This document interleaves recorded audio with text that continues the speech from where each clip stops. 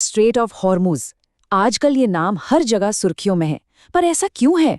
वजह है समंदर के बीचों बीच हुई एक ऐसी नाकाबंदी जिसने सच में पूरी दुनिया को हिलाकर रख दिया है। जरा एक मिनट के लिए सोचिए कि अगर रातों रात दुनिया का 20% तेल, मतलब हर 5 में से एक बैरल गायब हो जाए तो क्या होगा? गाड़ियां, फैक्ट्रियां, सब कुछ ठप। ये कोई डरावनी कल्पना नहीं है, बल्कि एक ऐसी हकीकत है जिसका सामना हम आज कर रहे हैं। और ये सब शुरू हुआ 14 अप्रैल 2026 को। दुनिया का जो सबसे अहम ऑयल चोक पॉइंट है, वहां एक ऐसा संकट खड़ा हुआ जिसने सिर्फ समंदर की लहरों को नहीं, बल्कि पूरी ग्लोबल इकोनॉमी को हिला डाला। तो चलिए थोड़ा और गहराई में चलते हैं और समझते हैं कि आखिर ये संकट पैदा कैसे हुआ। सारी कहानी की जड़ है एक बहुत ही पतला सा समुद्री रास्ता जो अब बंद हो चुका है। स्ट्रेट ऑफ हॉर्मुज सुनने में तो एक आम सा नाम लगता है ना? पर ये वो तंग समुद्री रास्ता है जो फारस की खाड़ी को खुले समंदर से जोड़ता है। और जानते हैं, अपनी सबसे पतली जगह पर ये सिर्फ 33 किलोमीटर चौड़ा है। लेकिन कहते हैं ना, छोटा पैकेट बड़ा धमाका। इसकी अहमियत इतनी ज्यादा है कि अंदाजा लगाना भी मुश्किल है। ये रास्ता एक तरह से ग्लोबल इकोनॉमी की लाइफलाइन है। आप सोचिए, दुनिया का 20% कच्चा तेल, 20% एलएनजी गैस और तो और 30% फर्टिलाइजर, सब कुछ यहीं से होकर गुजरता है। तो जाहिर है, अगर ये नस ही बंद हो जाए तो पूरी दुनिया का सिस्टम कैसे चलेगा? और हुआ भी बिल्कुल वही जिसका डर था। जैसे ही ये रास्ता बंद हुआ, दुनिया भर के बाजारों में तो जैसे भूचाल ही आ गया। हर किसी के मन में बस एक ही सवाल था, अब आगे क्या? देखते देखते 14 अप्रैल तक ब्रेंट क्रूड ऑयल का दाम $99.36 प्रति बैरल पर पहुंच गया। मतलब रातों रात कीमतों में ऐसी आग लगी कि पूरी दुनिया की जेब पर भारी असर पड़ना शुरू हो गया।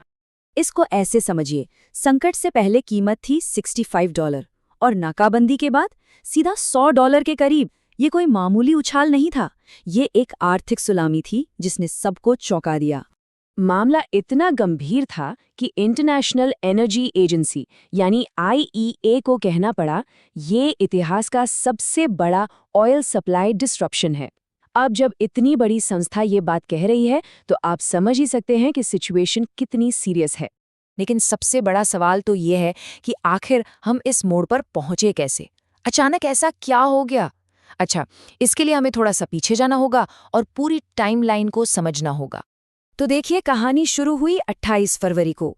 अमेरिका और इजराइल ने मिलकर ईरान के खिलाफ एक मिलिट्री ऑपरेशन लॉन्च किया, ऑपरेशन एपिक फ्यूरी। जवाब में ईरान ने भी देर नहीं की। ठीक 2 मार्च को उसने स्ट्रेट ऑफ हॉर्मुज से गुजरने वाले सभी जहाज़ों के लिए रास्ता बंद कर दिया। बीच में शांति वार्ता की कोशिशें हुईं, पर वो नाकाम रहीं। इसके बाद 12 अप्रैल को अमेरिका ने सोशल मीडिया के जरिए एक नौसैनिक नाकाबंदी का ऐलान कर दिया। और फिर 14 अप्रैल को ये नाकाबंदी आधिकारिक तौर पर शुरू हो गई। और देखिए, ये सिर्फ एक लोकलाइज्ड संकट नहीं था। इसकी आंच समंदर की लहरों के साथ साथ पूरी दुनिया में महसूस की जा रही थी। खास तौर पर भारत जैसे देशों पर इसका बहुत गहरा असर पड़ रहा है। देखिए, भारत अपनी ज़रूरत का लगभग 80% कच्चा तेल इंपोर्ट करता है। तो जाहिर है, जब तेल का इतना बड़ा रास्ता बंद हो जाए तो चिंता तो बढ़ेगी ही। और इसका असर अब जमीन पर भी दिखने लगा है। घरों में LPG सिलेंडर की कमी हो रही है, डिलीवरी में काफी देर हो रही है, हमारी करेंसी रुपया कमजोर पड़ रहा है, जिस वजह से रिजर्व बैंक को दखल देना पड़ रहा है। फारस की खाड़ी में 16 जहाज़ों पर सैकड़ों भारतीय नाविक फंसे हुए हैं। और सबसे बड़ी चिंता किसानों को है कि आने वाली फसल के लिए फर्टिलाइजर यानी खाद का क्या होगा। अब इस पूरे जियोपॉलिटिकल खेल में बड़े प्लेयर्स की भी एंट्री हो चुकी है। एक तरफ है रूस, जिसके लिए ये एक मौके की तरह है।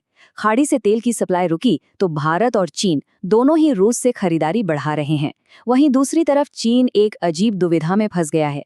क्यों? क्योंकि उसका 50% तेल हॉर्मोन से ही आता है, लेकिन साथ ही वो ईरान से भी तेल खरीदता है। अब सोचिए, अगर अमेरिका ने चीन के किसी टैंकर को रोक लिया तो ये सीधी सीधी टकराव की स्थिति बन सकती है। और हमें ये भी नहीं भूलना चाहिए कि ये संकट सिर्फ तेल या पैसों का नहीं है, ये एक मानवीय संकट भी बनता जा रहा है। खाड़ी के देशों में खाने पीने की चीज़ों की भारी किल्लत हो गई है।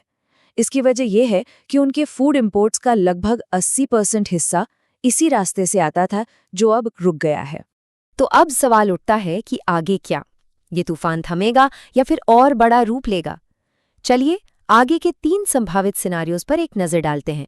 पहला सिनारियो है डी-एस्केलेशन, मतलब आर्थिक दबाव के चलते कुछ हफ्तों में कोई समझौता हो जाए और तेल की कीमतें फिर से स्थिर हो जाएं। दूसरा सिनारियो कहीं ज़्यादा खतरनाक है, एक बड़ा संघर्ष।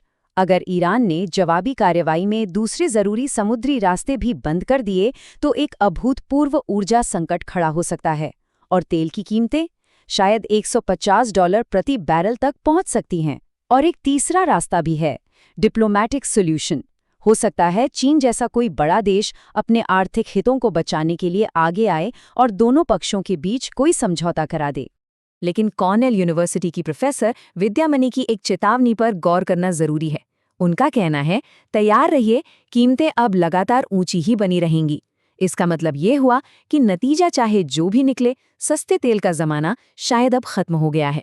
तो आखिर में हम उसी सबसे बड़े सवाल पर आकर रुक जाते हैं। क्या ये एक बड़े युद्ध की शुरुआत है या फिर वर्ल्ड स्टेज पर चल रहे एक हाई स्टेक्स नेगोशिएशन? इस एक सवाल के जवाब पर ही हमारी दुनिया का आने वाला कल टिका है।